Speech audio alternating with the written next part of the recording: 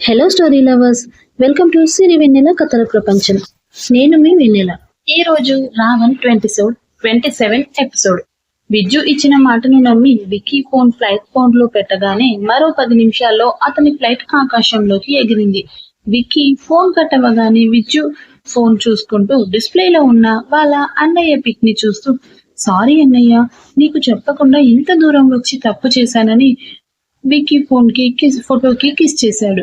Sudden గా finger touch అయ్యి Facebook open అవ్వడంతో అందులో వాల్ పేపర్ గా ఉన్న మేఘనా పిక్ కనబడగానే మళ్ళీ విజ్జుకి 1 year గా వాళ్ళిద్దరి మధ్యలో జరిగిన చాటింగ్, మేఘన ప్రేమ మాటలు అన్నీ గుర్తొచ్చి విరక్తిగా నవ్వుకొని కంట్లోంచి కన్నీళ్లు కారుస్తూనే మేఘతో 1 year నుండి తను చేసిన చాట్, తనకు సంబంధించిన పిక్స్ అన్ని డిలీట్ చేసేశాడు విజ్జు.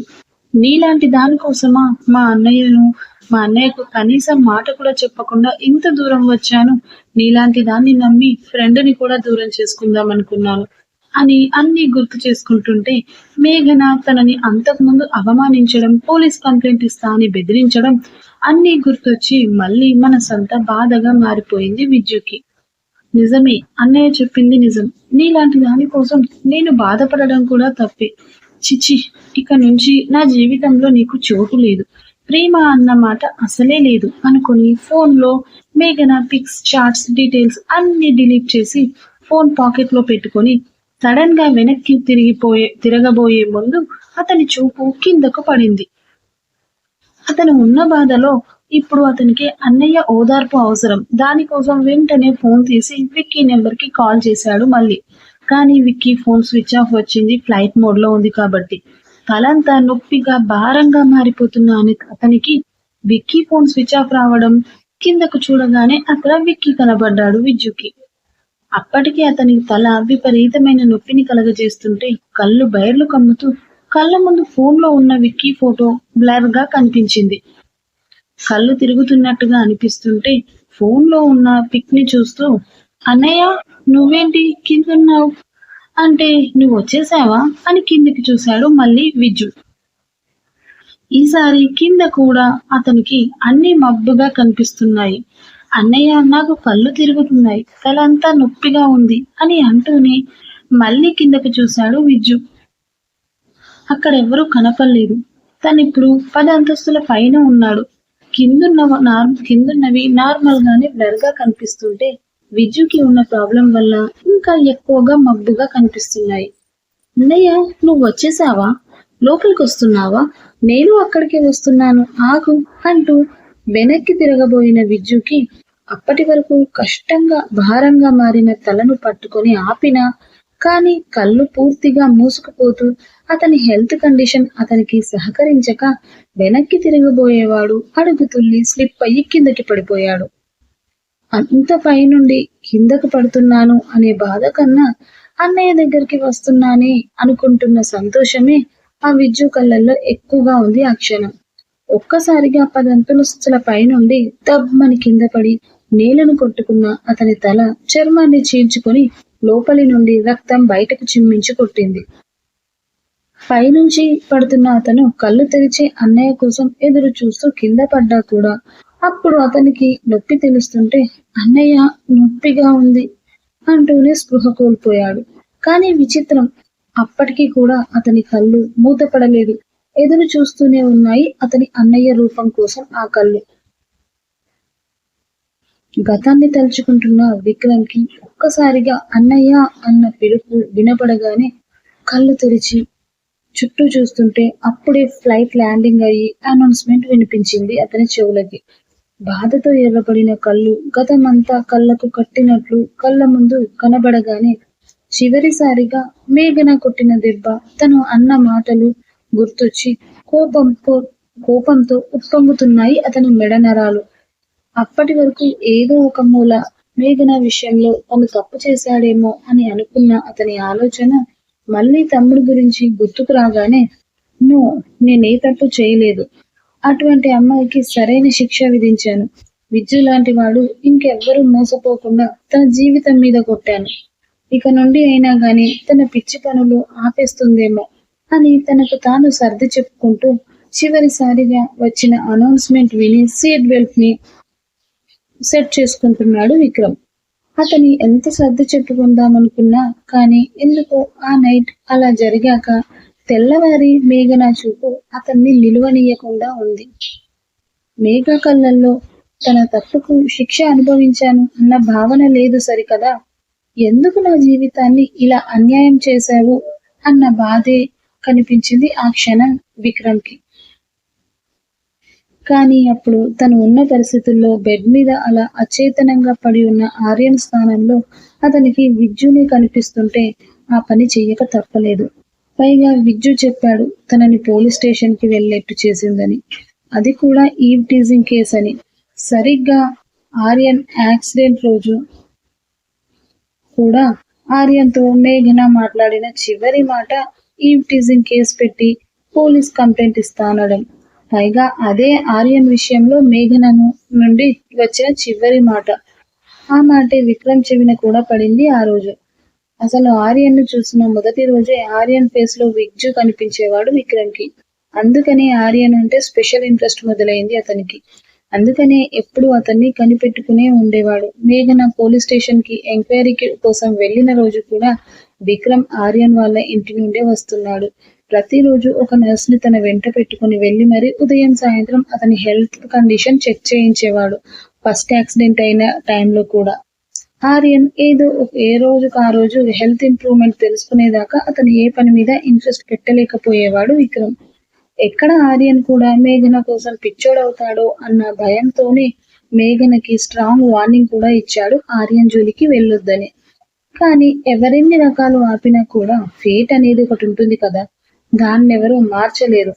మేఘన ఏం చేయకపోయినా అసలు మేఘన ఆర్య విషయంలో తనకేం సంబంధం లేకుండానే ఆర్యకు జరిగిన ప్రమాదానికి పరోక్షంగా తను కారణమైంది.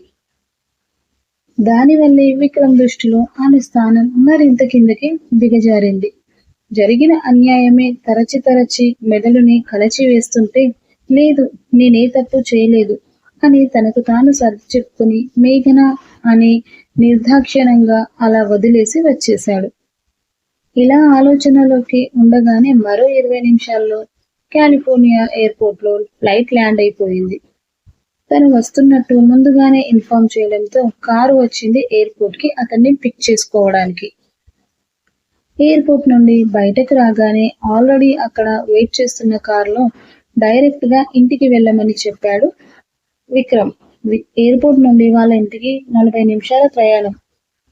దారంతటికి అతనికి ఒకటే ఆలోచన, తప్పు చేసిన మేఘనకి లేని ఫీలింగ్ నాకెందుకు, నేనేమైనా తప్పు చేశానా? అలా ఆలోచిస్తుంటే అతని మనసు అవునని చెప్తున్నా మైండ్ మాత్రం తనే తప్పు చేయలేదని, తనకు జరిగిన అన్యాయానికి తీర్చుకున్న బదులు చాలా చిన్నదని చెప్తుంటే మనసు గొంతు నొక్కి పెట్టి మరీ మైండ్ ని ఫాలో అయిపోయాడు విక్రమ్.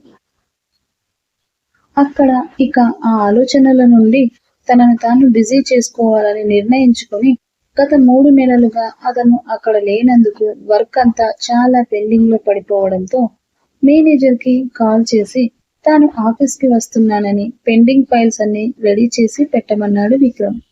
ఆ మేనేజర్, విక్రమ్ సార్ మిమ్మల్ని కలవడానికి చాలా రోజుల నుండి మీ అపాయింట్మెంట్ కోసం ఎదురు చూస్తున్నారు అని చెప్పాడు మేనేజర్. రేపు మార్నింగ్ మీ అపాయింట్మెంట్ ఫిక్స్ చేయమంటారా అని అడిగాడు. మేనేజర్ చెప్పిన పేరు విన్న విక్రమ్ ఆలోచనలో పడ్డాడు. నేను అంత ఖచ్చితంగా చెప్పాక కూడా ఇంకా నన్ను ఎందుకు కలవడానికి ట్రై చేస్తున్నారు వాళ్ళు అని ఆలోచిస్తుంటే సార్ సార్ అంటూ మేనేజర్ పిలుపుకి స్పృహలోకి వచ్చి చెప్పండి అన్నాడు విక్రమ్.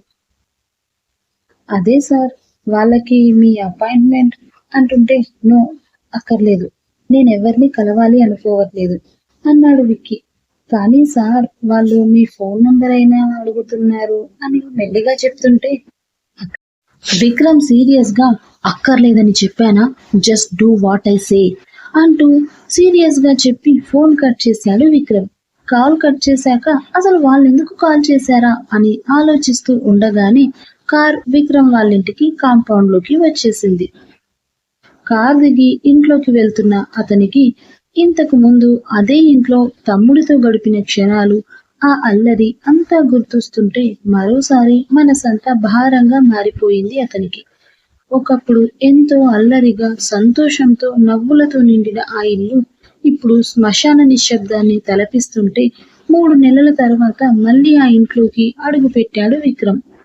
ప్రతిసారి ఇంట్లోకి రాగానే నవ్వుతూ ఎదురొచ్చే వైశాలి గారి జాడ లేనే లేదు ఆ ఇంట్లో. విక్రమ్ లోపలికి రావడంతోనే పని మనిషి రంగమ్మ ఎదురొచ్చి పెదబాబు గారు వచ్చేశారా అంటూ పలకరిస్తుంటే హా అని మాత్రమే చెప్పి పైకి వెళ్ళాడు మౌనంగా విక్రమ్. విక్రమ్ వెళ్ళేసరికి బెడ్ మీద అచేతనంగా అసలు ఈ లోకంతో సంబంధమే లేనట్టు శూన్యంలోకి చూస్తూ ఉన్నారు వైశాలి గారు. ఆమె పక్కన కూర్చొని తన చెయ్యి పట్టుకొని ఇంకా ఎన్నాళ్ళు వైశు ఇలా అంటూ బాధగా కన్నీరు కారుస్తున్నారు శ్రీనివాస్ గారు. అప్పుడే లోపలికి వచ్చిన విక్కీ డాడీ అంటూ పిలవగానే వెనక్కి తిరిగిన శ్రీనివాస్ గారు విక్కీని చూసి విక్కీ వచ్చేసావా? చూడరా మీ అమ్మని, ఇంకా ఎన్నాళ్ళు రా ఇలా నాతో మాట్లాడకుండా ఉంటుంది, కనీసం నువ్వన్నా చెప్పరా తనకి అంటూ తన చెయ్యి పట్టి లాక్కెళ్ళి వైశాలి గారి ముందు కూర్చోబెట్టి వైషు ఇటు చూడు ఎవరొచ్చారు, మన విక్కీ వచ్చాడు నీకోసం అంటూ భార్యలో చలనం కోసం ఆత్రంగా చెప్తూ ఉంటే ఆవిడ నుండి ఎటువంటి సమాధానం కాదు కదా, కనీసం చలనం కూడా లేదు ఆమెలో. ఆ తర్వాత ఏం జరగబోతుందో తెలుసుకోవాలనుకుంటే వింటూనే ఉండండి రావణ్. ప్లీజ్ అండి, స్టోరీ నచ్చితే లైక్ చేయండి, షేర్ చేయండి, కామెంట్ చేయండి, నన్ను సబ్స్క్రైబ్ చేసుకోండి. ఈ పార్ట్కి నేను ఒక 500 లైక్స్ ఎక్స్పెక్ట్ చేస్తున్నా. 500 లైక్స్ కనుక మీరు ఇచ్చేసారంటే ఈవినింగ్ అప్డేట్ కూడా నేను ఇస్తాను. ఇంకో విషయం, మార్నింగ్ 1 to 8 పార్ట్స్ వచ్చాయండి. అందరూ ఎందుకు పెట్టారు అని అడుగుతున్నారు. అంటే కొత్త వాళ్ళు ప్రొఫైల్ చూసి 1 to 8 పార్ట్స్ లేవు, డైరెక్ట్ 9 పార్ట్ నుండి ఉంది అని అడుగుతున్నారు. సో వాళ్ళ కోసం నేను 1 to 8 పార్ట్స్ పెట్టేశాను. నైట్ నుంచి మార్నింగ్ వరకు పెడుతున్నాను. మీరు చూడనని అనుకున్నాను, కానీ చూస్తే చాలా మంది 27 పార్ట్ పెట్టాలి కదా, ఇలా ఎందుకు పెడుతున్నారు అని అడిగేశారు. అందుకే ఇక్కడ క్లియరెన్స్ ఇచ్చాను. ఓకేనా?